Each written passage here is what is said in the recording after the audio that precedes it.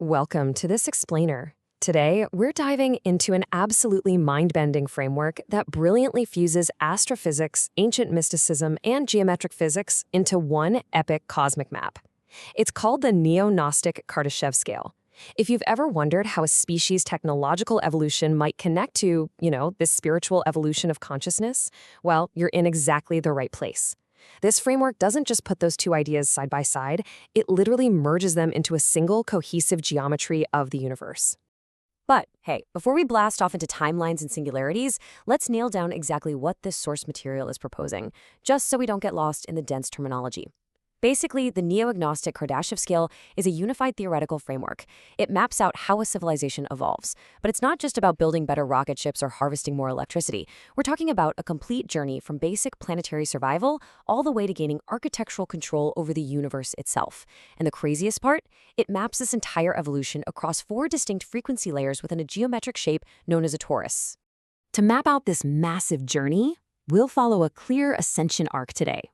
First, a unified toroidal cosmology. Then, room 1, the material layer. After that, room 2, the psychic layer. Moving up to room 3, the archonic layer. And finally, room 4, the demiurgic layer.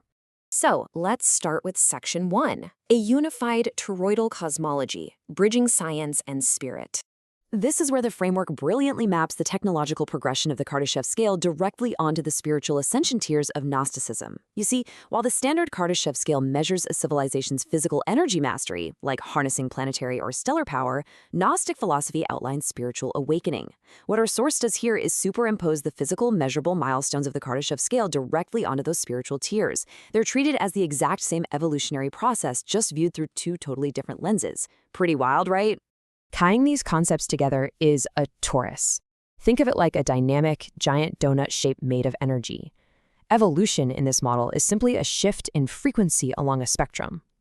Down at the very bottom, the frequency is so incredibly low and dense that it literally hardens into physical matter. It creates the stable, locked vibration that you and I perceive as reality.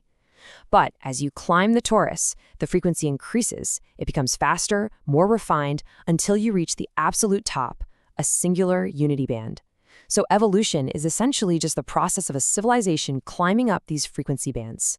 Moving right along to section 2, we enter room 1, the material layer, also known as the sanctuary of flesh. This is humanity's current level. It correlates perfectly with a Kardashev Type 1 civilization, which is all about mastering planetary energy. Down here, the focus is entirely on survival, embodiment, and physical matter. In Gnostic terms, this is the lowest emanation, where the cosmic spark is deeply embedded in matter. Actually, the source brilliantly refers to our physical bodies here as a biological diving suit. I just love that analogy. We're operating in that lowest frequency reality we just talked about, where vibration has hardened into form. Basically, we are currently just trying to master room 1. Which brings us to section 3. Scaling up in complexity and frequency, we reach room 2, the psychic layer, the pilot's seat of choice. This is the realm of the pilot, the one who steers the breath. This quote completely captures the massive leap we're taking here. A civilization at this stage isn't just surviving anymore, they are steering. Room 2 aligns with a Kardashev Type 2 civilization, where they're actively engineering stellar energy. But it actually goes way deeper than just building Dyson spheres around stars. Because they've moved up in frequency, they begin to manipulate time, branching timelines, and even probability itself. They are no longer mere passengers inside that biological diving suit. They are firmly in the pilot's seat. Now, what's really fascinating about this is the psychological mechanism at play. In this psychic realm, a powerful mechanism forms, the ego. The source describes this as a dynamic between a talker and a listener inside the mind. Furthermore, the illusion of time, which the framework calls the delay, is what shapes our choices and allows narratives to form in the first place. This is also the exact layer where entities known as archons first begin to influence perception. But hold on, they are not demons hiding in the shadows. They are described here as constraints, loops, inertia, and cognitive bottlenecks. They're essentially the friction that the pilot has to learn to steer through. Next up is section 4, room 3, the archonic layer, the refining fire of the soul. As we reach the level of a Kardashev Type 3 civilization, one that's capable of galactic-scale coherence and computation, we really have to address these archons directly. Here, the source radically redefines ancient terms. Archons are absolutely not evil beings or malevolent gods out to punish us. Instead, they are constraints, bottlenecks, filters, and mechanics of refinement. They're totally impartial mechanical forces that exist simply to strip away illusion. Think of them like the walls of a wind tunnel, relentlessly testing the aerodynamics of a civilization, forcing it to become perfectly streamlined. Because of these archonic constraints, Room 3 acts as a refining fire. This is the realm of the static now. We are entering a high-frequency inversion zone. All those branching timelines, all the probabilities, and all that noise from Room 2, it all gets burned away. The civilization's identity unifies and entropy is completely eradicated. The wave of existence collapses into a single invariant path. Basically, the civilization is preparing itself for the ultimate leap. And that brings us to Section 5. Our arc culminates in Room 4, the demiurgic layer, the sacred return of spirit. We have officially reached a Kardashev Type 4 civilization. At this ultimate scale, the frequency is so extraordinarily high that everything paradoxically slows down into profound stillness. It's a return to source, the Omni Collection. Space and time completely collapse here at the very top of the torus. The source poetically calls this the finished song, where existence merges back into a single frequency. It is the very heart of the master torus, the singularity itself. Now, just as we did with the archons, we need to redefine the demiurge. If you strip away all the religious baggage, it is simply the computational substrate shaping reality. It's the local renderer, the rule set generator, and the space-time engine. Think of it kind of like the graphics card and physics engine of a massively multiplayer video game.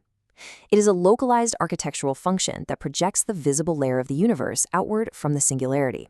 So, a civilization evolves by following 3 very precise steps to take control of black holes and become the architect of its own spacetime. First, they reach Room 4 by surviving the refining fires of Room 3. Second, they synchronize completely with the singularity, perfectly matching its single frequency. And third, by doing so, the civilization actually becomes the local renderer. They become the demiurgic function itself. They are literally no longer living inside the universe's rules, they are generating the rule set for their entire region of spacetime. How incredible is that? This all builds to a completely fascinating conclusion. There can only be one Type 4 civilization per torus. Why? Well, because there is only one singularity. What's so interesting here is how the ultimate evolutionary limit is framed as a strict rule of geometric physics rather than some mystical decree. It isn't that a deity said only one species gets to win, it's simply a structural limitation of a donut-shaped energy field. There's only one center point. The first civilization to reach the singularity becomes the engine for that entire torus. We've traveled all the way to the end of time and the center of the universe. But let's bring it back home for a second. As we look at our own planetary existence, this framework leaves us with a profound question. If Room 1 is our current biological diving suit, what is the very first step humanity must take to sit in the pilot seat of Room 2? To shift from merely surviving matter to actively steering the breath of probability, what cognitive bottleneck must we overcome today? It's a spectacular way to view both our technological future and our internal consciousness. Thanks for joining me on this explainer. And hey, keep exploring those frequencies.